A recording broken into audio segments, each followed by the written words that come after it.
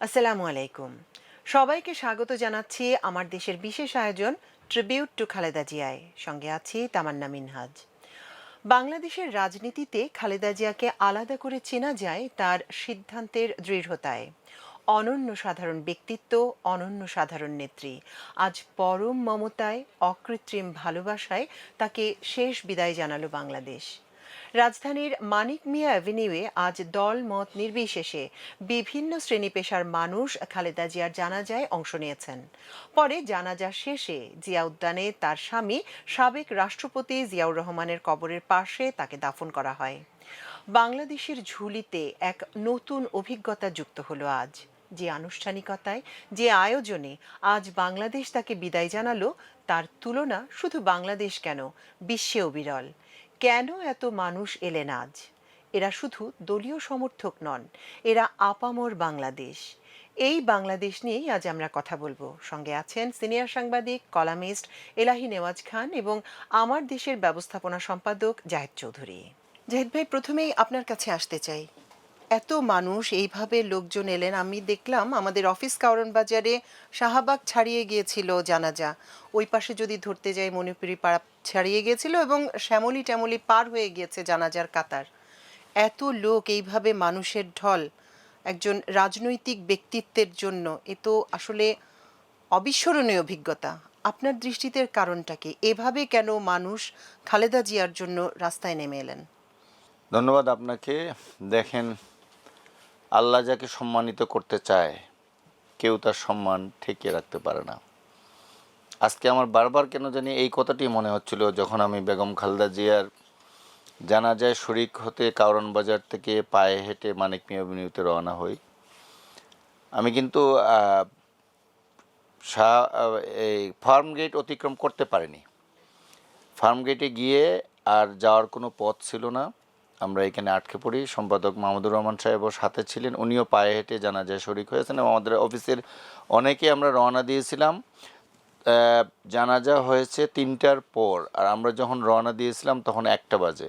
মানে এই জানাজা অনুষ্ঠানের শিডিউল 2টায় ছিল, কিন্তু প্র্যাকটিক্যালি 3টায় হয়েছে, 3টার পর হয়েছে। তো এইখানে 2 ঘন্টা আগেই এই ফার্ম গেটে আমরা আর যেতে পারিনি এবং ফার্ম গেটে আমরা যখন যাচ্ছিলাম আমাদের পিছনে যতদূর চোখ যায় শাহবাগের দিকে শুধু মানুষ আর মানুষ, মানে মিছিল মনে হচ্ছিল যাচ্ছে। সামনে পিছনে যেদিকেই তাকাচ্ছিলাম রাস্তার একই দৃশ্য। আমি ব্যক্তিগতভাবে যদি আপনি আমাকে বলেন তাহলে আমি বলবো আমার যে ধারণা ছিল আমার মনে হয় তার চেয়ে 3-4 গুণ লোক হয়েছে। আমি কিন্তু এতটা ধারণা করিনি। আমি যখন সকালে বসুন্ধরায় আমার বাসা থেকে অফিসের দিকে আসছিলাম তখন 8:30 বাজে। কারণ বেগম জিয়ার লাশ ছিল, আপনি জানেন, এভার কেয়ার হাসপাতালে মর্চরিতে রাখা ছিল। গতকালকে ভোরে উনি যখন মারা যান, মারা যাওয়ার পরে ওখানে তাকে গোসল করানো হয়। আমি নিজেও সেখানে গিয়েছিলাম খবর পাওয়ার সাথে সাথেই, একবারে ভোরবেলা। তখনও সূর্যের আলো তো ছিলই না, কনকনে শীতের মধ্যে আমি গিয়ে ওখানে 3-4 জন মিডিয়া কর্মীকে পাই, আমার বাসা একেবারে কাছেই। এটার পিছনে আমি যে ছুটে যাওয়ার পিছনে দুটো কারণ ছিল। একটা, আমি মনে করছিলাম যে অফিসে আমার ফেসবুক লাইভে, যে আমার দেশের ফেসবুক লাইভে এটা আমি কভার করব, সারা বিশ্বের মানুষকে, দেশের মানুষকে জানাবো, এটা একটা কভার। আর আমার মন থেকে একটা টান ছিল, কারণ আমি 91 সাল থেকে খুব ঘনিষ্ঠভাবে বেগম খালেদা জিয়ার নিউজ ইভেন্টগুলো কভার করেছি একজন সংবাদকর্মী হিসাবে। আমি তখন দৈনিক বাংলায় সংবাদকর্মী ছিলাম এবং তারও আগে 89-এ আমি যখন ইউনিভার্সিটিতে, তখনও বেরিয়ে আসিনি, তখনও আমি দৈনিক বাংলা ইউনিভার্সিটির পুরুষ হিসেবে কাজ করি। প্রথমবার ওনার সাথে আমার দেখা কথা এটা 89-এ। উনি রাজনীতিতে তখন, আমি যদি 82 সাল ধরি তাহলে 7 বছর হয়ে গেছে, আর 84 উনি দলের নেতৃত্ব যখন নিলেন সেটা ধরলে তখন মাত্র 5 বছর। মানে উনি রাজনীতিতে আসার 5 বছরের মাথায় ওনার আমার পরিচয় হয়েছিল। এবং শুধু এক দফায় না, প্রথম আমি সংবাদকর্মী হিসেবে আমি রাজশাহী ইউনিভার্সিটিতে পড়াশোনা করতাম। শহীদ ডক্টর শামসুজ্জোহার মাজারে উনি যখন ফুল দিচ্ছিলেন আমি ছবি তুলছিলাম খুব কাছ থেকে, সাথে সাথে হেঁটে আসছিলাম। এবং রাতের বেলা যখন উনি বিএনপির একজন নেতার বাসায় আমন্ত্রিত ছিলেন, ওইখানে আমরাও উপস্থিত ছিলাম সংবাদকর্মী হিসেবে। ওইখানে অনেকক্ষণ কথাবার্তা হয়েছিল একটা ড্রয়িং রুমে বসে। রিজভী ভাই ছিলেন, এখন যিনি রিজভী আহমদ, উনি রাকসুর বিপি হয়েছিলেন কাছাকাছি সময়ে, উনি ওইখানে ছিলেন। তো এরকম এরপরে তো অসংখ্য ঘটনা, অসংখ্য স্মৃতি যদি আমি বলি, তো এটা আমি পরে বলছি। আমি শুরুতে যে কথাটি শুরু করেছিলাম যে আমার কাছে এই কথাটি আমি ব্যাকগ্রাউন্ডে একটু দিলাম যে আমি এতদিন থেকে খুব কাছ থেকে ওনাকে দেখেছি। একজন সক্রিয় রাজনৈতিক বিশ্লেষক, সংবাদকর্মী, সাংবাদিক হিসাবে অসংখ্য সফরে ওনার 96 সালের ষষ্ঠ পার্লামেন্ট, সপ্তম পার্লামেন্ট, এই দুইটা পার্লামেন্ট নির্বাচনের পুরো নির্বাচনী সমাবেশগুলো ওনার গাড়ি বহরে থেকে আমরা কভার করেছি, সারা দেশ ঘুরেছি। প্রধানমন্ত্রী হিসেবে প্রধানমন্ত্রীর কার্যালয়ে 2 টার্ম এবং বিরোধী দলীয় নেত্রী হিসাবে আরও 2 টার্ম। তো দীর্ঘ সময় প্রায় 20 বছর ওইভাবে যদি বলি খুব ঘনিষ্ঠভাবে ওনাকে দেখেছি। ওনার অনেক গুণ ছিল, অনেক ঘটনা ছিল। আমার কাছে যে জিনিসটি মনে হয়েছে যে আজকে তার জানাজায় এই মানুষের যে উপস্থিতি, বাঁধভাঙ্গা উপস্থিতি, এবং এটা বলা হচ্ছে যে বাংলাদেশের ইতিহাসে তো বটেই, বিশ্বেও একটা রেকর্ড সৃষ্টি করেছে এত মানুষের উপস্থিতি। যেদিকে তাকায় শুধু মানুষ। এটা কি 50 লাখ, 60 লাখ, 1 কোটি, কিংবা যারা শত্রু তারাও 20 লাখ বলছে। যারা খালেদা জিয়াকে পছন্দ করে না কিংবা এই মুহূর্তে বিএনপির রাজনীতির চরম প্রতিদ্বন্দ্বী, আমি সামাজিক যোগাযোগ মাধ্যমে দেখেছি যারা এটাকে করতে, তারাও 20 লাখ। ঢাকা শহরে 20 লাখ মানুষের উপস্থিতিটা কল্পনা করা যায় যে, এবং আপনি দেখেন যে উনি মারা যাওয়ার 24 ঘন্টা, মানে 24 কিংবা 28 ঘন্টার ব্যবধানে উনি আগের দিন মারা গেছেন, পরের দিন দুপুরবেলায় তার এই জানাজা হচ্ছে। শীতের বাংলাদেশে সবচেয়ে বেশি ঠান্ডা পড়েছে সমসাময়িক কালের মধ্যে। এর মধ্যে কোথা থেকে এত মানুষ এসে হাজির হয়েছিল, এবং আমি যতটুকু জানি যে এখানে কিন্তু বিএনপির পক্ষ থেকে অর্গানাইজ করার তেমন কোনোই তৎপরতা চোখে পড়েনি। আর বিএনপি কয়েকদিন আগে, মাত্র 5 দিন আগে তারেক রহমান সাহেব দেশে ফিরেছেন, ওইখানে ব্যাপক আয়োজন করে তাকে একটা সম্বর্ধনা দেওয়া হয়েছে, বিএনপি অর্গানাইজ করছে। এরপরে আর বিএনপির হাতে সময় সুযোগও ছিল না এত কম সময়ের মধ্যে একটা অর্গানাইজ করা। আমার কাছে মনে হয়েছে, আমি ফার্মগেটে যে জায়গায় জানাজায় পড়েছি, আমরা প্রায় 2 ঘন্টা ওইখানে ছিলাম। শত শত হাজার হাজার মানুষকে দেখেছি, অনেকের সাথে কথাবার্তা বলেছি। মাহমুদুর রহমান সাহেবের সাথে শুভেচ্ছা বিনিময় করতে কয়েকশো লোক ব্যক্তিগতভাবে কথাবার্তাও বলেছেন এই সময়টুকুর মধ্যে, জানাজা শুরু হওয়ার আগের যে সময়টুকু। আমার কাছে মনে হয়েছে তাদের কোনো দলীয় পরিচয় নেই। তারা দলীয় পরিচয় থাকলেও ওই দলীয় পরিচয় এখানে যাননি। তারা মনে করেছেন যে বেগম জিয়ার জানাজায় উপস্থিত হওয়াটা আমার জন্য জরুরি। কেন জানি মন থেকে, মানুষের অনেক বিষয় থাকে, এটা আপনি ভালো জানেন, যে মানুষ মন থেকে ফিল করে না এই জানাজাটায় যাওয়া, ওনার অনুষ্ঠানটাতে যাওয়া, কিংবা ওনার সাথে একটু দেখা করা, এই ব্যক্তিগত ফিলিংস থেকে মানুষ এখানে হাজির হয়েছে। এখন আপনি প্রশ্ন করতে পারেন, আমি একটু লম্বাই করছি, আপনি বলতে পারেন কেন? দেখেন, বাংলাদেশের মানুষ, যে কোনো যারা রাজনীতি করে তাদের ক্ষেত্রেও, যারা করে না তাদের ক্ষেত্রেও, আমি যা চিন্তা করি, আমি এই দেশটাকে যেভাবে ভালোবাসি, এই দেশের একজন নাগরিক হিসেবে যেভাবে চাই আমার দেশটা মাথা উঁচু করে দাঁড়াক, যেভাবে চাই আমি দেশটা অর্থনৈতিকভাবে স্বাবলম্বী হোক, যেভাবে চাই আমার বিরুদ্ধে কেউ কোনো অপবাদ না দেখ, আমার এখানে সন্ত্রাস, কোনো ধরনের অপতৎপরতা এগুলো না হোক, মানে একটা দেশের একজন স্বাভাবিক সুস্থ স্বাভাবিক নাগরিক হিসেবে সে যে বয়সী হোক না কেন, সে যে চিন্তাগুলো করে, এই চিন্তা যখন কোনো নেতা করেন, কিংবা কোনো নেতার চরিত্রের মধ্যে, তার কাজের মধ্যে যখন এটার সে সামঞ্জস্য খুঁজে পায়, তখনই তার প্রতি তার একটা আকর্ষণ, তার প্রতি তার একটা তার আনুগত্য স্বীকার করা, কিংবা তার প্রতি এই সম্মান জানানোর বিষয়টা আসে। বেগম খালেদা জিয়া সেই বাংলাদেশের কোটি কোটি মানুষের হৃদয়ে সেই জায়গাটুকু করে নিয়ে পেরেছেন ওনার 4 দশকেরও বেশি সময়ের রাজনৈতিক জীবনে। গৃহবধূ থেকে উনি যেভাবে রাজনীতিতে তার উত্থান, এই উত্থান আমি তো নিজেই বললাম যে আমি যদি সেই 89 থেকে শুরু করি, তো খুব কাছ থেকে আমি আজকে 11 বছর, এদিকে 25 বছর, 25, 35, 36 বছর, এই 36 বছর আমি যদি আমার অভিজ্ঞতা থেকে বলি, খুব কিনলি আমি ওনাকে ফলো করেছি। উনি কি করেন, কি করছেন, ওনার কার্যক্রম কি, এইভাবে আর অসংখ্য মানুষ তার পেশাগত প্রয়োজনে হোক, ব্যক্তি হিসেবে হোক, দেখে মনে হয়েছে যে না, বেগম জিয়ার মতো একটা নেতৃত্ব বাংলাদেশের জন্য খুবই প্রয়োজন ছিল, এবং উনি এমন একটা মানুষ যে তার নেতৃত্বকে আমি পছন্দ করছি। তার সাথে সব কিছু আমার না মিললেও এইরকম একজন নেতাই আমরা চাই দেশের। এই ফিলিংসগুলো থেকে মানুষের এই উপস্থিতি। এবং আর একটা কথা বলে আমি করব, আপনি দেখেন যে উনি এই মুহূর্তে প্রধানমন্ত্রী নেই, উনি বিরোধী দলীয় নেতার আসনে নেই, উনি অনেক দিন ধরে অসুস্থ, কিন্তু তারপরেও মানুষের যে উচ্ছ্বাস এবং আন্তর্জাতিক মহল থেকে তার প্রতি যে সম্মান, আজকে পাকিস্তানের পার্লামেন্টের স্পিকার ছুটে এসেছেন মিস্টার আয়াজ, ছুটে এসেছেন ভারতের পররাষ্ট্রমন্ত্রী জয়শঙ্কর, ছুটে এসেছেন সার্কভুক্ত দেশগুলোর পররাষ্ট্রমন্ত্রীরা আসছেন, এবং জাপানের প্রধানমন্ত্রী থেকে শুরু করে ওয়ার্ল্ড লিডাররা তার মৃত্যুতে শোক প্রকাশ করে বিবৃতি দিয়েছেন। এইটা কয়জন রাজনীতিবিদদের ভাগ্যে জুটে? বেগম খালেদা জিয়ার ভাগ্যে জুটেছে। উনি শুধু দেশে নন, বাংলাদেশকে বিশ্বে একটা সম্মানের জায়গায় নিয়ে যেতে পেরেছিলেন বলে তার এই অবস্থান এবং তার শেষ বিদায় এই সম্মান। এবং আল্লাহ যাকে শুরুতেই আমি শুরু করেছি, যাকে সম্মান দিতে চায় কেউ তা ঠেকিয়ে রাখতে পারে না। শেখ হাসিনা অনেক চেষ্টা করেছিলেন বেগম খালেদা জিয়াকে অসম্মানিত করার জন্য, চুরির অপবাদ দিয়েছিলেন, এতিমের টাকা মেরে খাওয়ার কথা বারবার উনি বলতেন। যতবার এই কথা বলতেন মনে হয় আল্লাহর আরশ কেঁপে উঠত।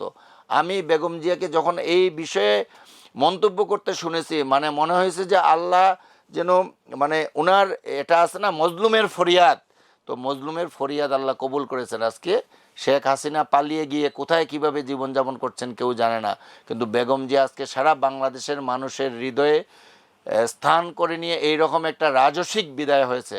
এই জন্য আল্লাহ যাকে চায় সম্মান দিতে, কেউ তাকে অসম্মানিত করতে পারে না। সূরা আল ইমরান এটা সম্ভবত বলা আছে, সাজু ভাই আমি যদি ভুল না করে থাকি, তো কোরআনেও এটা বলা আছে, এবং সেটাই বেগম জিয়ার ক্ষেত্রে হয়েছে। আসলে আমরা আজকে গত দুদিন থেকে এই জিনিসটাই দেখলাম যে মজলুম কিভাবে ফিরে আসে। এটা গত দুদিন না, যদি খুব সুস্পষ্টভাবে বলা যায়, গত যেদিন তারেক রহমান ফিরলেন সেদিনও এর একটা নজির আমরা দেখতে পেয়েছি। ওনার যাওয়ার সময়টা কি ছিল, ওনার ফেরার সময়টা কি। সাজু ভাই, আপনার কাছে একটু আসতে চাই। আপনি জিয়াউর রহমানের জানাজা দেখেছেন, জানাজায় অংশ নিয়েছেন। আমরা এত বছর পর্যন্ত এই যে বেড়ে উঠেছি, আমাদেরকে জানাজার ক্ষেত্রে যদি কোনো উদাহরণ দেয়া হয়, সবসময় বলা হতো জিয়াউর রহমানের জানাজায় এরকম মানুষ হয়েছে, ওরকম মানুষ হয়েছে। তার প্রতি মানুষের যে তীব্র ভালোবাসার কথা আমরা ছোট থেকে শুনে এসেছি, তারই বহিঃপ্রকাশ আজকের জানাজাতেও প্রবলভাবে ছিল। আপনি সেই জানাজাতে উপস্থিত ছিলেন, সেই জানাজার নামাজ পড়েছেন, আজকে খালেদা জিয়ার জানাজার নামাজ পড়লেন। এই দুই নামাজে আসলে আপনার অনুভূতি কি, কি ভাবছেন, কি দেখলেন? বিসমিল্লাহির রহমানির রহিম। আমি তো সত্যি জিয়া রহমানের জানাজা পড়েছি, এবং সেটা তখন মনে হতো যে একটা ঐতিহাসিক জানাজা। আমার খুব মনে আছে, আমি জাহাঙ্গীর গেট থেকে ওনার সবের শকট, যেটা ওনার সব বহন করে নিচ্ছিল, লাশবাহী শকট যেটা, ওটা পিছিয়ে পিছিয়ে আসছিলাম, হেঁটে হেঁটে হেঁটে হেঁটে এই কৃষি ভবনের কাছাকাছি পর্যন্ত আসলাম, আর ভিতরে ঢুকতে পারি নাই। আমরা ফার্ম গেটে বসেই জানাজা পড়লাম, মানে খামার বাড়ির এখানে, খামার বাড়ি পর্যন্ত এসে আজকে ভিতরে ঢুকতে পারি না। এখানে ফার্ম গেটে দাঁড়িয়ে আমরা জানাজার করলাম, অংশ নিলাম। আজকে আমি যখন আসি, আমি দেখি, আমি মালিবাগ থেকে একটা অটোতে করে আসলাম যে ফার্ম গেটে যাব, কিন্তু মগবাজার এসে দেখি যে যাওয়া সম্ভব না। মগবাজারে নেমে হাঁটতে হাঁটতে হাঁটতে আমি এতে গেলাম, তখন দেখি যে পিঁপড়ের সারি মতো লোক যাচ্ছে, কেউ কারোর সাথে কথা বলছে। তার মানে প্রত্যেকটা ইন্ডিভিজুয়াল, তারা প্রত্যেকেই যত পাড়ার থেকে অর্গানাইজ হয়ে গেলে একে অপরের কথা বলতে বলতে যায়, তা না, মানে ঊর্ধ্বশ্বাসে শুকছে। সবাই মিলে ফার্ম গেটে গেলাম, ফার্ম গেটের থেকে আগে সামনে যেতে পারলাম না, এবং একসময় আমার এমন মনে হলো যে আমার শ্বাস বন্ধ হয়ে যাবে। তারপরে আমি আস্তে আস্তে নিজেকে একটু রিলিজ করে এই ওয়াসা ভবনের সামনে এসে জানাজা পড়লাম, এবং তখন মানে কারণ বাজারে এসে জানাজা পড়েছেন আমি জানাজা পড়লাম। তারপরে তাকাই দেখি যে জানাজার যখন লাইনটা হলো, সারিবদ্ধ যখন জানাজা কাতার হলো, যখন তখন দেখি যে এটা চলে গেছে। আমার মনে হলো যে মানে শাহবাগ পর্যন্তই দেখা যাচ্ছিল, পর্যন্ত চলে গেছে। যে বিষয় হলো এটা কম্পেয়ারের বিষয় না, বিষয়টা কম্পেয়ার না। বেগম খালেদা জিয়ার জানাজা ওই জানাজার থেকে অনেক অনেক অনেক অনেক বড়, জিয়া রহমানের থেকে। এটা তুলনা করার আসলে কিছু নেই, তুলনা করছি না। তখন জনসংখ্যাও হয়তো তখন অর্ধেক ছিল, জনসংখ্যা হয়তো 40 লাখ ছিল। এখন ঢাকায় 2.5 কোটি লোক বাস করে। তারপরে ঢাকার চারপাশ থেকে লোক আসার সুযোগ, রাস্তাঘাট অনেক বেশি, তখন সেটা ছিল না। যোগাযোগ সুতরাং ব্যবস্থা এবং খবর সেইভাবে পাওয়া। বিবেচনা করলে ওই সময় জিয়া রহমানের মাজার জানাজা বিট করার মতন অবস্থা এখন পর্যন্ত করা হয় নাই। কিন্তু আজকে যেটা হলো, জিয়া রহমানের ওই সময় তখন আমরা বলতাম যে মিশরের প্রেসিডেন্ট আনাস সাদাত মৃত্যুর পরে সবচেয়ে বড় জানাজা হয়েছিল মুসলিম ওয়ার্ল্ডে। তখন বলা হয় যে 50 লাখ লোক ওই সময় হয়েছিল, বলা হতো তারপরেই জিয়া রহমানের এই জানাজাটা। এরপরে বিশ্বে কিন্তু আরও অনেকগুলি বড় জানাজা হয়েছে, বিশেষ করে ইরানের ইমাম খামেনির মৃত্যুর পরে জানাজা 72 এটা লাখ লোক হয়েছিল। অনেক লোক হয়েছে। তারপরে কিছুদিন আগে যে ওদের এই যে একজন সুলাইমানি, মানে সুলাইমানির জানাজা, মানে সেকেন্ড হাইস্ট, আমার কাছে এখন মনে হয় 70 লাখের মতো। হাইয়েস্ট বেগম খালেদা জিয়া। এবং এগুলি কিন্তু যে রেকর্ড আছে বিশ্বে, তার মধ্যে জি, জিয়া জি। রহমানের নাম আছে। জি জি, এবং এটা এখন প্রথম 10 জনের মধ্যেই আছে। 10 জনের মধ্যে আছে। 20 এবং লাখ লোক এটা হয়েছিল এখন বলা যুক্ত হচ্ছে। হবে। কিন্তু কথা যেটা হলো যে আগে যে প্রশ্নটা আপনি করেছিলেন যে বেগম খালেদা জিয়ার এই জনপ্রিয়, আপনি যদি মনে রাখবেন গত 15 বছরের দুঃশাসন, গত 15 বছরের লুটপাট, গত 15 বছরের যে মানে কি বলে নিবর্তনমূলক শাসন, এইগুলির সাথে মানুষ যখন বেগম খালেদা জিয়ার বিগত 91, 96 কিংবা 2002 ছয়। এবং এক থেকে ছয় পর্যন্ত। 6-এর যে শাসনামল কম্পেয়ার করে, তখন ওনাকে মনে হয় যে উনি ফ্রেশটা ছিলেন। কারণ উনি দুর্নীতি করেছেন এরকম কোনো ঘটনা ওনার 10 বছরে যে শাসন যেটা, তার মধ্যে কখনোই কেউ বলতে পারবে না যে উনি ফাইল আটকায়া করেছেন। কিন্তু আমরা গত 15 বছর দেখেছি কিভাবে র্যাম ড্যাম করাপশন হয়েছে, কিভাবে লক্ষ লক্ষ কোটি টাকা পাচার করা হয়েছে। এবং আরও মজার ব্যাপার যে বেগম খালেদা জিয়ার দুর্নীতি ধরতে না পারে তখন হাওয়া ভবন নিয়ে কেচ্ছা কাহিনী শুরু হয়েছে, যে হাওয়া ভবন এটা একদম সাংঘাতিক লুটপাট করছে। কিন্তু আপনি দেখেন যে গত 15 বছরে শেখ হাসিনার এই ফ্যাসিবাদী শাসন বহু চেষ্টা করেছে, কিন্তু হাওয়া ভবনের ওই সব করাপশনে কিন্তু তাদেরকে ধরতে পারে নাই। ধরলো কোনটা, একটা ওই যে খাগড়াছড়ি না পার্বত্য চট্টগ্রাম জাহাজ অস্ত্র মামলায় তাকে কিন্তু জি জি, 10 টাকা অস্ত্র মামলায় 10 টাকা অস্ত্র প্রথমেই মামলায় জড়ানো চট্টগ্রামে হলো। রাখি। তাকে জেল দেওয়া হলো। সুতরাং জনগণ যখন এইভাবে কম্পেয়ার করছে, তখন তারা দেখতে পাচ্ছে যে মানে বেগম খালেদা জিয়া এদের থেকে অনেক অনেক বেশি উঁচু স্তরের একজন মহিলা। এবং আরেকটা বিষয় যেটা হলো যে আপনি লক্ষ্য করে দেখবেন যে বাংলাদেশের মানুষেরা যেসব যাদের মধ্যে আধিপত্যবাদ বিরোধী অবস্থান দেখেছে, এবং জিয়া রহমান বাংলাদেশের স্বাধীনতা সার্বভৌমত্ব জন্য দৃঢ়তা যারা দেখিয়েছেন, তাদের জানাজাগুলো বিশাল হচ্ছে। যেমন জিয়া রহমান ইভেন অতি সাধারণ একটা মধ্যবিত্তের ছেলে উসমান যা হাদি। উসমান হাদি, তাকে শুধু লোকেরা জানে এইভাবে যে সে আধিপত্যবাদের বিরুদ্ধে কথা বলে। সোচ্চার। লোকেরা জানে যে সার্বভৌমত্ব নিয়ে সে সাংঘাতিকভাবে উদ্বিগ্ন, নিজের সার্বভৌমত্ব রক্ষার জন্য সব ধরনের কাজ করার জন্য সে অঙ্গীকারবদ্ধ। শুধু এই কারণে দেখেন সেখানে আজকে তার জানা যায় কোনো কত লোক। প্রোপাগান্ডা ছিল না, কত লোক হয়েছে। একইভাবে বেগম খালেদা জিয়াকে সবাই জানে যে দেশের স্বাধীনতা সার্বভৌমত্বের জন্য, মানে এক কথায় বলা যায় যে অসাধারণ এক দেশপ্রেমিক মহিলা। তার অবশ্যই। প্রশ্ন করার কোনো সুযোগ নাই। এবং সাধারণ মানুষ কিন্তু সেটা বুঝতে সক্ষম। ইভেন এখন যেসব রাজনৈতিক দল পরস্পরের বিরুদ্ধে নানাভাবে কাদা ছোড়াছুড়ি করছে, বিএনপির সাথে জামাতের লাগালাগি, জামাতের সাথে বিএনপি লাগালে, কিন্তু তারপরেও এই সব নেতারা কেউ কিন্তু এইটা কখনো বলতে পারছে না যে বেগম জিয়ার আমলে দুঃশাসন ছিল, বেগম জিয়ার আমলে তিনি এবং তার পরিবার করাপশন করেছেন, এরকম কথা কিন্তু কেউ বলতে পারছে না। সর্বজনীনভাবে গ্রহণযোগ্য একটা ব্যক্তিত্ব। আজকে তিনি তার এই সব তাকে মানুষ কিন্তু আসলে মানুষের জন্য নিবেদিত হয় কখন, যখন সে মানুষের জন্য যে স্বার্থকে বিলিয়ে দেয়, বিসর্জন দিতে, হ্যাঁ, বিসর্জন বিলিয়ে দেয়, দিতে তখনই মানুষ তার জন্য নিজেকে উৎসর্গ করে, তার জন্য মানুষ যুদ্ধ করতে জীবন দিতে প্রস্তুত থাকে। বেগম খালেদা জিয়া ঠিক সেরকম একজন নেত্রী সে আবির্ভূত হয়েছে। এবং আপনাকে আমি বলি, উনি যখন শহীদ প্রেসিডেন্ট জিয়া রহমানের শাহাদত বরণের পরে দলের থেকে বহু লোক কিন্তু বেগম জিয়াকে বলেছিলেন আপনি রাজনীতিতে আসেন, কিন্তু উনি অনীহা প্রকাশ করছিলেন। শুরুতে। কিন্তু যখন 1982 সালের 24শে মার্চ একটা পপুলার ভোটে নির্বাচিত বিচারপতি প্রেসিডেন্টকে সরিয়ে দিল, এবং পপুলার ভোটে নির্বাচিত বিএনপির সরকার মাত্র 3 মাসের মাথায় এরশাদ যখন এই ক্ষমতা বিএনপি দখল সরকার করলো। হটিয়ে উনি দেশের সর্বময় ক্ষমতাধারী হয়ে গেলেন, উনি মার্শাল জারি করলেন, চিফ মার্শাল অ্যাডমিনিস্ট্রেটর হলেন, বেগম জিয়া খালেদা এটা মেনে নিতে পারেন নাই। এবং এই যে মেনে নিতে না পারার জন্যে তিনি কি করলেন, রাজনীতিতে আসলেন। তিনি, আমার যেটা মনে আছে যে 1983 সালে মার্চের দিকে উনি প্রথম বিএনপির সিনিয়র ভাইস চেয়ারম্যান হিসাবে উনি শুরু করেন তার রাজনীতি রাজনীতি শুরু করেন। এবং খুব মজার ব্যাপার দেখেন, ওই একটা মহিলা সত্যিকার অর্থে গৃহবধূ ছিল। তিনি বিএনপির সিনিয়র ভাইস চেয়ারম্যান হওয়ার পরে স্বৈরাচার বিরোধী আন্দোলনে নেমে গেলেন।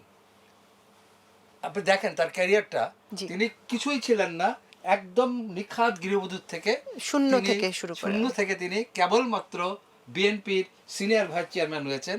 তারপর ইরশাদ বিরোধী আন্দোলনে তিনি নেমে গেলেন এবং ইরশাদের সাথে তিনি বহুবার ইরশাদ তার সঙ্গে কম্প্রোমাইজ করার চেষ্টা করেছে, কিন্তু বেগম জিয়া অনড় ছিলেন।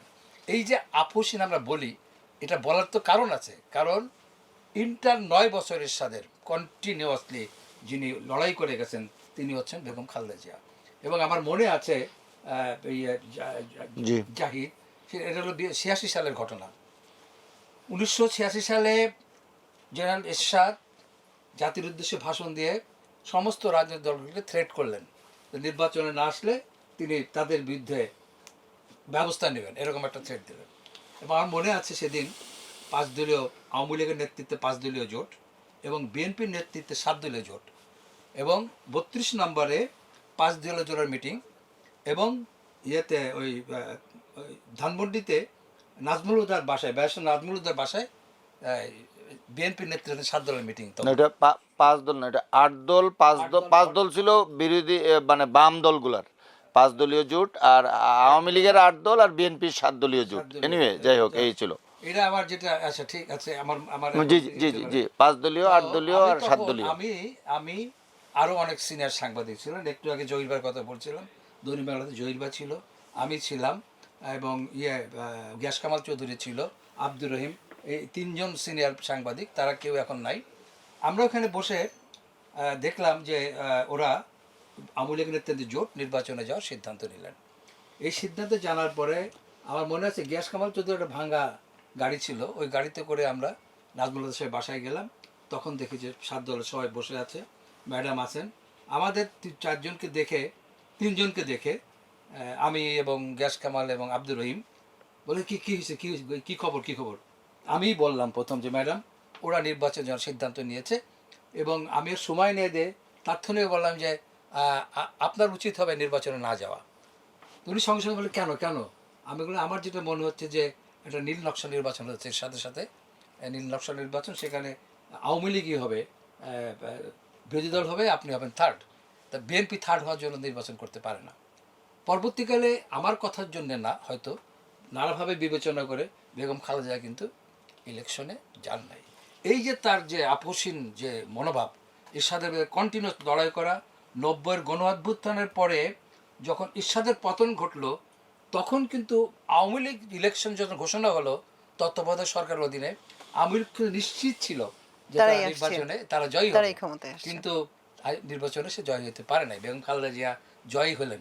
এই যে আপোষহীন আন্দোলন স্বৈরাচারের বিরুদ্ধে, এটার প্রতি মানুষের যে ভালোবাসা, এটার প্রতি মানুষের যে কি বলে যে আগ্রহ বেগম জিয়ার প্রতি, সেইটা সম্মান দেখায় জনগণ কিন্তু বিএনপিকে 91 নির্বাচনে সরকারে পাঠিয়েছে। এটা কিন্তু একটা তার দৃঢ়তার একটা ব্যাপার কিন্তু। এবং লাস্ট সর্বশেষ যখন 1/11-এর ঘটনা ঘটলো, সেই সময় কিন্তু তাকে বলা হয়েছিল বিদেশে যাওয়ার, কিন্তু তিনি যান না। 2 ছেলে নিয়ে বিদেশে যাওয়ার তিনি যান নাই, বলে আমি এই দেশে থাকবো, এই দেশেই মরবো। এই যে দৃঢ়তা। এবং আরেকটা জিনিসই আমার সবসময়, মানে এগুলো অবজার্ভ করে দেখেছি, যে ওই যে কি বলে এটাকে, যখন ওনার বাড়ির সামনে ওই যে বালুর ট্রাক দিয়ে করলো, তখন একদিন আমি, আমাদের ওই যে প্রেস ক্লাবের সভাপতি ছিলেন কামালউদ্দিন সবুজ, আরও কয়েকজন, ওনার সাথে দেখা করতে গেলাম। মানে এইরকম বাইরে এইরকম একটা অবস্থা, ওনার চেহারা এবং কথার মধ্যে সামান্যতম কোনো দেখি নাই, মানে কি বলে উদ্বেগ, উৎকণ্ঠা, মানে ঠান্ডা মাথায় সিদ্ধান্ত নিতে পারতেন। একটা জিনিস বলিস আপনাকে, সেটা হলো যে আমি যত কাছের থেকে দেখেছি যে উনি শুনতেন, বলতেন কম। এবং আমার যেটা জানা আছে, উনি যখন নিজে সিদ্ধান্তগুলো নিয়েছেন, প্রত্যেকটা সিদ্ধান্ত সঠিক হয়েছে। যখন অনেকের সঙ্গে পরামর্শ করে কোনো সিদ্ধান্ত প্রভাবিত হয়ে তখন প্রভাবিত হয়ে তখন এই সিদ্ধান্তগুলি অনেক ক্ষেত্রেই ভুল হয়েছে। সুতরাং এই যে কতকগুলি বৈশিষ্ট্য ওনার মধ্যে ছিল, সেই বৈশিষ্ট্যই তাকে কিন্তু জনগণের এত কাছে নিয়ে গেছে। এবং আপনি দেখবেন যে বেগম খালেদা জিয়া করাপশনের ব্যাপারটা, যেখানে দুর্নীতিগ্রস্ত একটা সমাজ বাংলাদেশে, সেই জায়গায় কিন্তু আপনি এত বছর আপনি মনে করেন না যে ওই চ্যারিটির একটা ছোট্ট ফান্ড ওই যেটা 2 কোটি টাকা দিয়ে তার মতো অন্যায়ভাবে করা হয়েছে, করাপশন থাকলে হাসিনার গভর্নমেন্ট এনাদের ফ্যামিলির কাউরে ছাড়তেন না, কিন্তু পারে নাই। শেষ পর্যন্ত এইসব টুটাফাটা ব্যাপার দিয়ে তাকে ধরতে সোসাইটিতে হয়েছে। মেলাইন করার চেষ্টা করছে। জনগণ এটা বুঝতে সক্ষম হয়েছে, কারণ তাদের ইন্টার ফ্যামিলির যে করাপশন, এটা পাবলিক দেখছে, এখন তাদের সামনে উন্মোচিত। তো এইসব অনেকগুলি ঘটনা যখন জনগণ কম্পেয়ার করে, তখন কিন্তু তিনি মহান হয়ে ওঠেন, এবং বেগম সেই জন্য মহান হয়ে উঠছেন। আসলে আমার চোখের সামনে একটা দৃশ্য সবসময় খুব ভাসে, বিশেষ করে গতকাল থেকে খুব ভাসছে। খালেদা জিয়াকে যখন তার বাড়ি থেকে বের করে দেয়া হলো মঈনুদ্দিন রোডে, তারপরে উনি যে একটা প্রেস কনফারেন্স মইনুল রোডের করেছিলেন, বাড়ি থেকে। মঈনুল রোডের বাড়ি থেকে প্রেস কনফারেন্স করলেন, সেখানে তিনি কেঁদে ফেলেছিলেন। তাকে ধাক্কা দিয়ে বের করে দেওয়া হয়েছে, এক কাপড়ে উনি বের হয়ে এসেছেন, তাকে সারাদিন কিছু খেতে দেওয়া হয়নি। ওই দিনের ওই অবস্থা, মানে কি পর্যায়ে গেলে ওনার মতো একজন টাওয়ারিং ফিগার অতটা ভেঙে পড়েন। তারপরে আজকের দিনটা দেখলাম, এরপর মনে পড়ে আসলে 5ই আগস্টের গণভবনে যা হয়েছে সেই দৃশ্যগুলি। জাহিদ ভাই, আপনার কথাই আসলে রিপিট করতে হয় যে আল্লাহ যাকে সম্মানিত করতে চান। আপনি দীর্ঘ সময় খালেদা জিয়ার খুব কাছে থেকে কাজ করার সুযোগ পেয়েছেন। আপনি ব্যক্তি মানুষ হিসেবে তাকে কেমন করে দেখেছেন, বা এতগুলো দিন সাংবাদিক হিসেবে কাজ করেছেন, আপনার নিজস্ব তো কিছু স্মৃতি আছে যেটা আপনি ট্রেজার করেন, একটু যদি আমাদের সাথে শেয়ার করতেন। দেখেন, সাজু ভাই একটা কথা বলছিলেন যে উনি শুনতেন বেশি, বলতেন কম। সত্য ঘটনা। এবং এটা আপনাকে একটা এক্সাম্পল দেই। যখন তত্ত্বাবধায়ক সরকার বিরোধী আন্দোলন তুঙ্গে, আওয়ামী লীগ এবং জামাত সহ অন্যান্য রাজনৈতিক দল যখন এই আন্দোলনটাকে একটা পর্যায়ে নিয়ে গেছে, আমি দৈনিক বাংলা থেকে তখন প্রাইম মিনিস্টার অফিস কভার করতাম, এবং প্রায়ই প্রাইম মিনিস্টার অফিসে আমার যাওয়া হতো। বেগম জিয়ার সমাবেশগুলো, অনুষ্ঠানগুলো তো নিয়মিতই কভার করতাম, রিপোর্ট করতে হতো। এবং উনি ব্যক্তিগতভাবে আমাকে চিনতেন, নামে চিনতেন। ওনার সাথে দেশের বাইরেও একাধিক সফরে, আমি 94-এ 1994 সালে ওনার সাথে সফরে মালদ্বীপ গিয়েছিলাম। 2003 সালে মালয়েশিয়া গিয়েছিলাম ওআইসি সামিটে। তো আর ওইটা ছিল মালদ্বীপে, সম্ভবত সার্ক সামিটে গিয়েছিলাম মালদ্বীপে। তো খুব কাছ থেকে, মানে এই সমস্ত ট্যুরগুলোতে এই শেখ হাসিনার আমলে যেটা দেখেছেন যে এসএসএফ কিংবা সিকিউরিটি নানা কারণে অন্য পর্যায়ে, কিংবা এখনও একটু অনেক চেঞ্জ আসছে এগুলোর মধ্যে, তখন কিন্তু এতটা ছিল না। যারা এই সফর সঙ্গী হতেন তারা কিন্তু তাদের সাথে কথা বলার, সরকার প্রধানের সাথে কথা বলার সাংবাদিকরা 1-2 সাংবাদিক একটা সফরে মাত্র যেতেন। আর যারা বিএসএস, তখন ইউএনবি ছিল, এবং এই 2 হলো অ্যাটাচ সাংবাদিক হিসেবে, তারা একটা বিশেষ মর্যাদায় কেউ না কেউ যেতেন, এক এক সময় এক একজন যেতেন। আর এর বাইরে 1 কিংবা 2 সাংবাদিক এই সফরগুলোতে সংযুক্ত হতেন। তো এরকম 2 সফরের কথাই আমি বললাম যে এইখানে আমি 2বারই ইন্টারভিউ করেছি ওনার, এর বাইরেও ইন্টারভিউ করেছি। উনি যখন বিরোধী দলে ছিলেন একাধিকবার ওনার ফুল ফ্লেজেড ইন্টারভিউ আমি মানব জমিনে থাকা অবস্থায় করেছি, আমার দেশের শুরুর দিকে করেছি। তো আমার দেশে তো 20 বছর বয়স হলো, 20-এর উপরে। তো যেটা ওই দৈনিক বাংলার কথা বলছিলাম, যে দৈনিক বাংলায় থাকা অবস্থায় তখন বেগম জিয়া, তখনও আমি ইন্টারভিউ করেছি। তখন তত্ত্বাবধায়ক সরকার বিরোধী আন্দোলনের একটা পর্যায়ে একদিন যারা প্রাইম মিনিস্টার অফিস কভার করে সেই সমস্ত সাংবাদিকদের উনি ডাকলেন। তখন প্রেস সেক্রেটারি মরহুম মোজাম্মেল হক ছিলেন, ডেপুটি প্রেস সেক্রেটারি ছিলেন আমাদের সৈয়দ আবদাল আহমদ, আমার দেশের নির্বাহী সম্পাদক, এখনও আমাদের সাথে আছেন আবদাল ভাই। তখন উনি ডেপুটি প্রেস সেক্রেটারি ছিলেন। তো সিনিয়র কয়েকজন সাংবাদিক, আমার মনে পড়ে 8 অথবা 9 জন আমরা ওইখানে ওই গ্রুপে ছিলাম, যারা regular prime minister office cover করতাম, তাদেরকে উনি ডাকলেন। এবং ওই টিমের মধ্যে আমি মনে সর্বকনিষ্ঠ ছিলাম। ঘটনাচক্রে হোক আর যেভাবেই হোক, আমি একবারে সাংবাদিকতার জীবনের শুরুতেই প্রাইম মিনিস্টার অফিস এবং সংসদ পার্লামেন্ট যেগুলো সাধারণত সিনিয়র রিপোর্টাররা কভার করেন, কিন্তু আমি এই দৈনিক বাংলা থেকে এই দুইটা জায়গায় কভারের আমি অনুমতি পেয়েছিলাম কিংবা অ্যাসাইন ছিলাম। তো ডাকলেন, আমরা তখন রেগুলার রিপোর্ট করছি, প্রতিদিনই রিপোর্ট করছি development. Sir Ninian Stephen Australian governor আসছিলেন, উনি দুই দলের সাথে সমঝোতার চেষ্টা করলেন, সমঝোতা হলো আবার ভেঙে গেল, চূড়ান্ত পর্যায়ে হলো না। তখন ম্যাডাম একটা সিদ্ধান্ত নিলেন, দলীয়ভাবে যে সিদ্ধান্ত নেওয়া হলো যে নির্বাচন হবে, ষষ্ঠ সংসদ নির্বাচন, যেহেতু সময় এবং আইনগত বাধ্যবাধকতা, এটা অনেক সময়ের ব্যাপার যদি আমি ওই ঘটনাটা বলি। কারণ এখানে আওয়ামী লীগ ইচ্ছে করেই চেয়েছিল একটা সাংবিধানিক সংকট সৃষ্টি করতে। তারা পদত্যাগ করেছিল এক যুগে পার্লামেন্ট থেকে, পার্লামেন্টের তখন কোনো ইতিহাস ছিল না এরকম ঘটনা, যা চেয়েছিল যে পার্লামেন্ট থেকে এক যুগে পদত্যাগ করলে যে সময় থাকবে ওই সময়ের মধ্যে আরেকটা নির্বাচন করা সময়, এটা অনেক কাহিনী তখন হয়েছে। কাহিনীর পরে ম্যাডাম যে জিনিসটি বললেন, যেটা এত বিকৃত, আমি বারবার এই জিনিসটা নিয়ে খুবই কষ্ট পাই, কারণ আমি জানতাম, কারণ সরাসরি ওনার সাথে আমার একাধিকবার এই বিষয়ে কথাবার্তা হয়েছে, সাংবাদিক গ্রুপের সাথে কথায়। তো উনি প্রাইম মিনিস্টারের টেবিলে বসে আছেন, আমরা সামনে 8 জন, রাউফুন ভাই ছিলেন, কাজিম রেজা ভাই ছিল, বেঁচে আছেন, রাউফুন ভাই মারা গেছেন, আরও কয়েকজন, আমি সবার নাম মনে করতে পারতেছি না। এই ছবিটাও আমার কাছে সংরক্ষিত আছে, এই গ্রুপ ছবি যেটা তুলেছিল আমাদের বিনু ভাই, মোস্ট প্রবাবলি লুৎফর রহমান বিনু, উনিও মারা গেছেন। বিনু ভাই প্রাইম মিনিস্টারের পার্সোনাল ফটোগ্রাফার ছিলেন।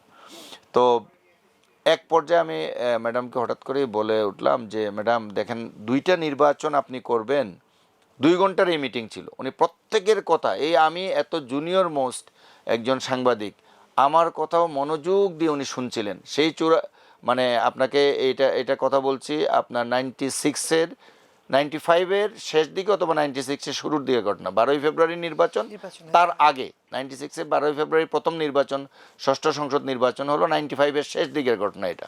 তো 95-এর শেষ দিকের ঘটনা যে আপনি যে তত্ত্বাবধায়ক সরকারের নির্বাচন করবেন, তখন আমাদের কনস্টিটিউশনে ছিল, আমাদের সংবিধানে যেটা ছিল, নির্বাচন করতে গেলে আপনার এই জাতীয় পরিবর্তনের জন্য গণভোটের প্রয়োজন পড়বে। তো ওই সময় একটা সংসদ নির্বাচন করার মতোই পরিবেশ নাই, সব রাজনৈতিক দল এটার বিরোধিতা করছে। ষষ্ঠ সংসদ নির্বাচনের 15ই ফেব্রুয়ারির নির্বাচনে, সরি 12 না, এটা 15ই ফেব্রুয়ারির নির্বাচন।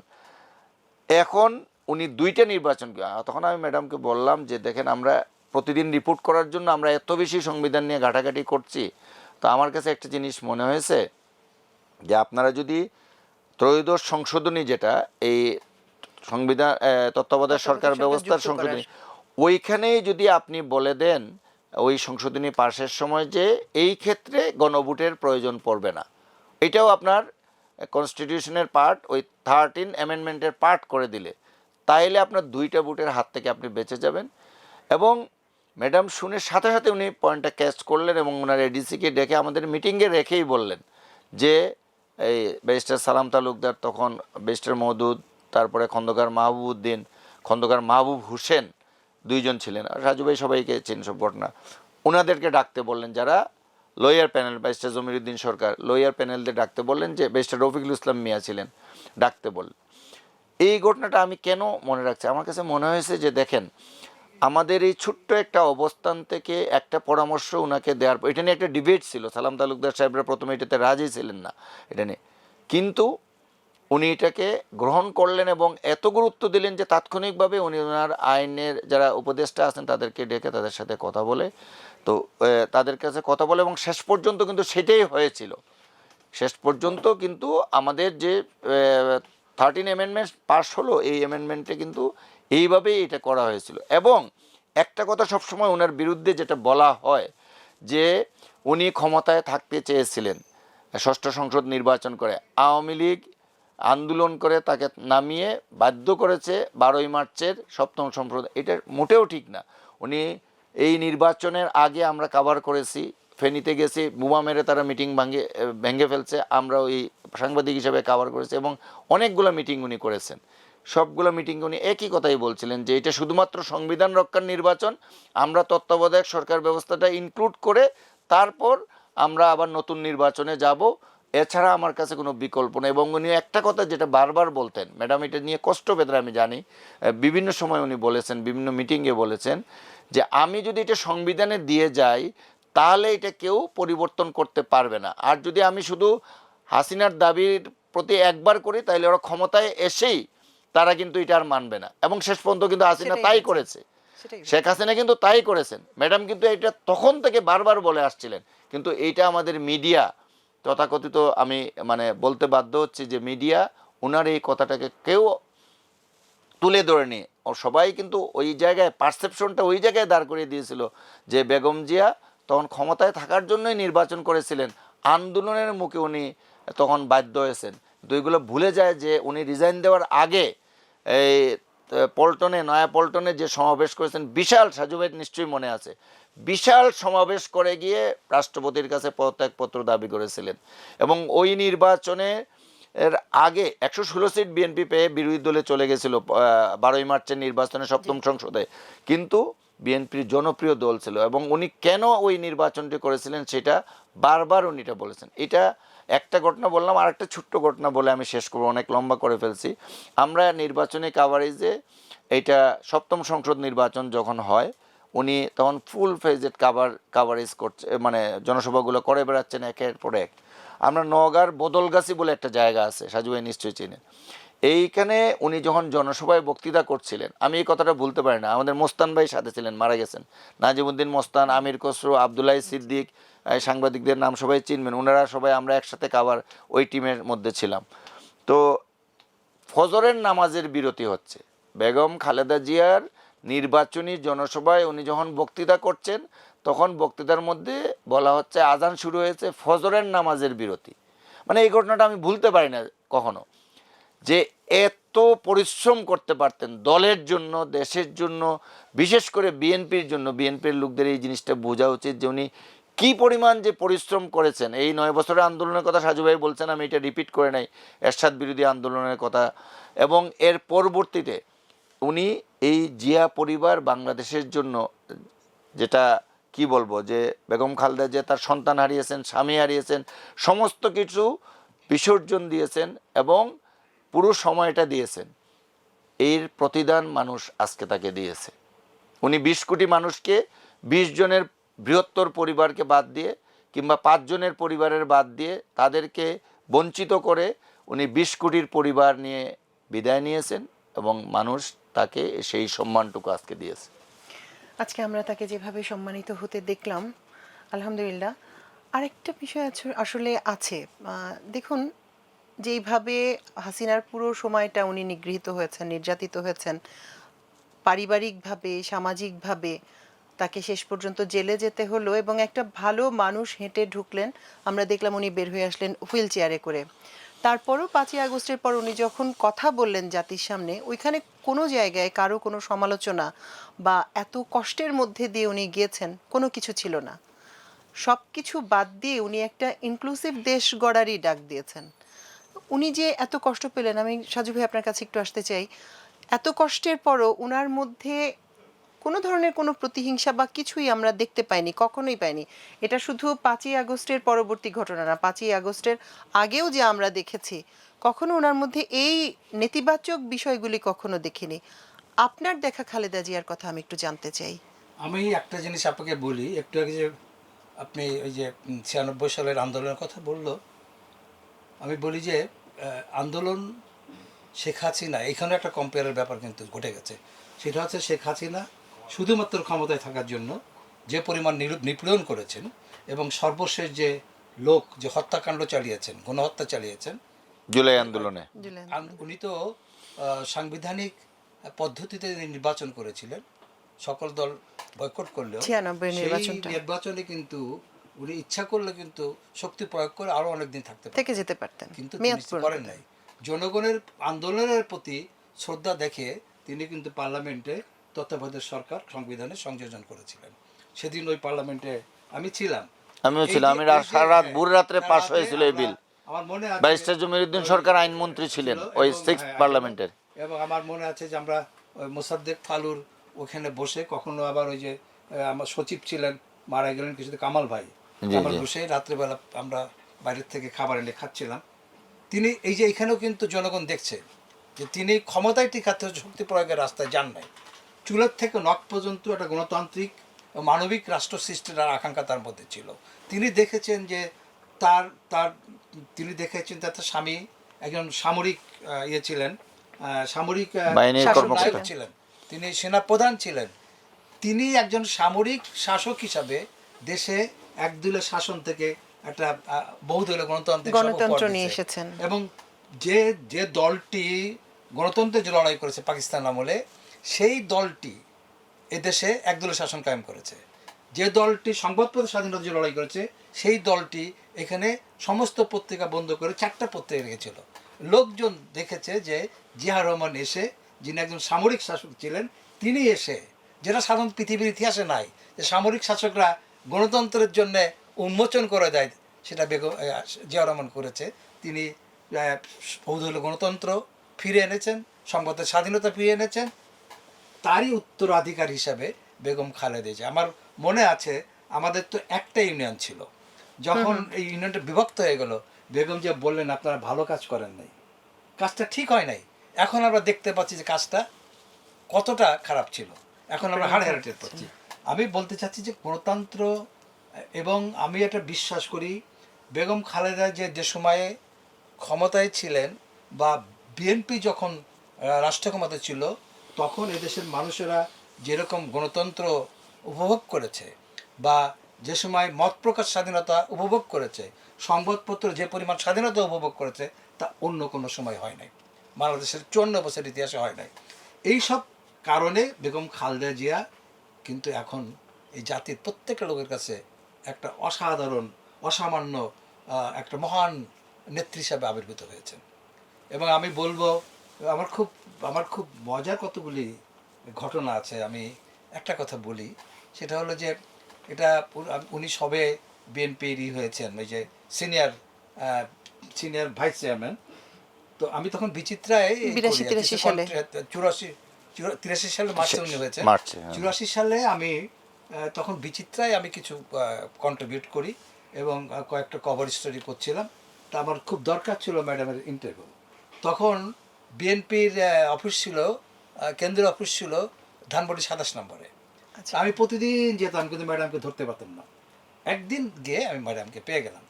তখন জাসাসের সভাপতি ছিল রেজাবুদ্দৌলা নাম, রেজাবুদ্দৌলা চৌধুরী। ওর সাথে আমার কথা হচ্ছিল যে আজকে বললো যে আজকে আপনি থাকেন, ম্যাডাম আসবে, নর্থ বেঙ্গলে সফরে যাবে। তা আমি বসে থাকলাম, ম্যাডাম আসছেন। ম্যাডাম আসার পরে তো আমি তো ফুট করে ঢুকতে পারি না, রেজাবুদ্দৌলা হাতটা ধরে ভিতরে ঢুকাই দিল। আমি সামনে দাঁড়ালাম, সালাম দিলাম, সালাম দিয়ে বললাম যে ম্যাডাম আপনি তো আমার চাকরি খেয়ে বেড়াচ্ছেন।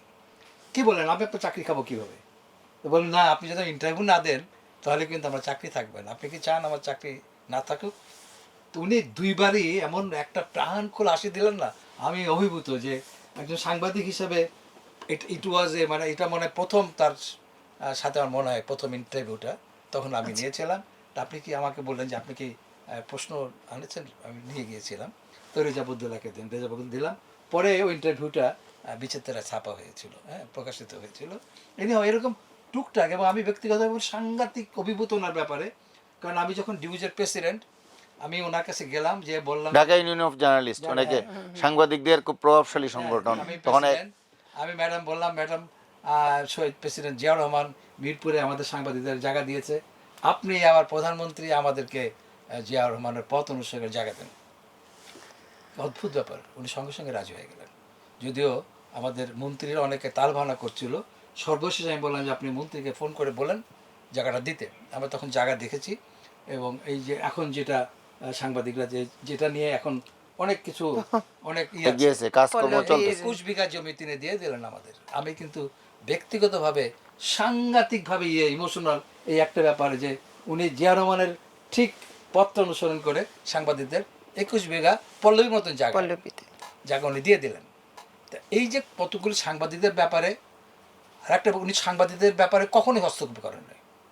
সাংবাদিকদের ইউনিয়নের ব্যাপারে কোনো ব্যাপারে কখনো উনি হস্তক্ষেপ করে নাই, এবং কখনো জানতেও চান না আপনারা কি করছেন, কি আপনাদের রাজনৈতিক অবস্থান কি, কোনো কিছু কখনো জানতে না, চান বাক স্বাধীনতার ব্যাপারে ওনাদের কোনো আপত্তি ছিল না, কারণ আমরা আমি বললাম না, এই আমাদের ইউনিয়নটা ভাঙার জন্য উনি খুব রুষ্ট হয়েছিলেন, আপনারা কি করলেন, এটা ঠিক হয় নাই।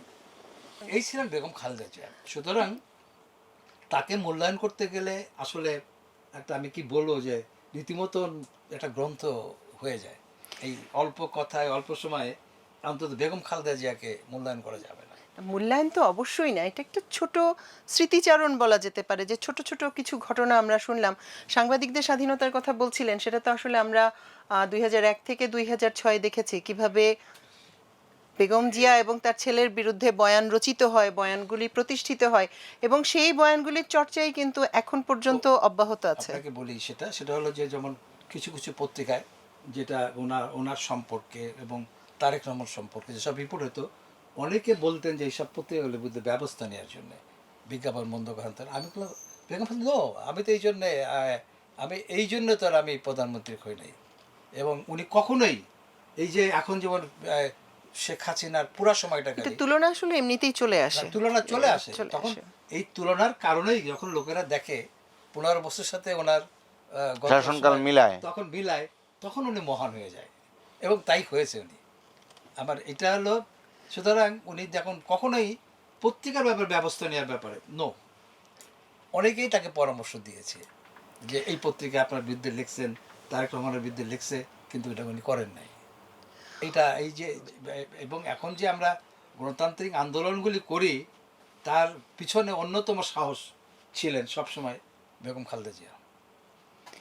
আন্দোলনের আসলে শুধু টাওয়ারিং ফিগার না, এক ধরনের উৎসাহ দেওয়ার বিষয়টাও ওনার দিক থেকে আসছিল। জুলাই যেই সমস্ত বিষয় আপনি এখানে বললেন, সংবাদপত্রের স্বাধীনতা, গণতন্ত্র, বাক স্বাধীনতা, এই সব কিছুই তো আসলে জুলাই বিপ্লবের সবচেয়ে বড় উৎসাহের জায়গাটা। এগুলো প্রতিষ্ঠিত করার জন্যই তো আসলে জুলাই বিপ্লবটা সংগঠিত হয়েছে। এবং আমরা আশা করব যে এই যে স্পিরিটগুলো, যেই কথাগুলো ছোট ছোট স্মৃতির মাধ্যমে আপনাদের কাছ থেকে আমরা শুনতে পারলাম, এই স্মৃতিগুলো উত্তরাধিকার হিসেবে তার ছেলের মধ্যেও অব্যাহত থাকুক। এই জিনিসগুলি যা আমরা পড়ে এসেছি, শুনে এসেছি জিয়াউর রহমান সম্পর্কে, যা আমরা দেখে এসেছি খালেদা জিয়ার মধ্যে, সেটা আমরা ভবিষ্যতে তার ছেলের মধ্যেও একইভাবে দেখব। গণতন্ত্রের চর্চা আমরা দেখতে পারবো, তার লেগেসি, তার উত্তরাধিকার অব্যাহত থাকবে। দর্শক, আমাদের আয়োজন আজ এ পর্যন্তই ছিল। খালেদা জিয়াকে পূর্ণাঙ্গভাবে এই আধা ঘন্টা বা 40 মিনিটের একটা অনুষ্ঠানে তুলে নিয়ে আসা কোনোভাবেই সম্ভব না। সেই চেষ্টাও আমরা করিনি, সেই ঔদ্ধত্য দেখাতে চাইনি। তবে তার বিষয়ে ছোটোখাটো কিছু তথ্য, কিছু স্মৃতি, এটুকু আমরা আপনাদের সামনে আনতে চেয়েছিলাম। কতটুকু পেরেছি আমি জানি না, তবে এতক্ষণ যারা সাথে ছিলেন তাদের প্রতি আমাদের অশেষ কৃতজ্ঞতা। পরে নিশ্চয়ই আবার এ বিষয়ে আমরা আবারও কথা বলবো, আবার বসবো। আল্লাহ হাফেজ।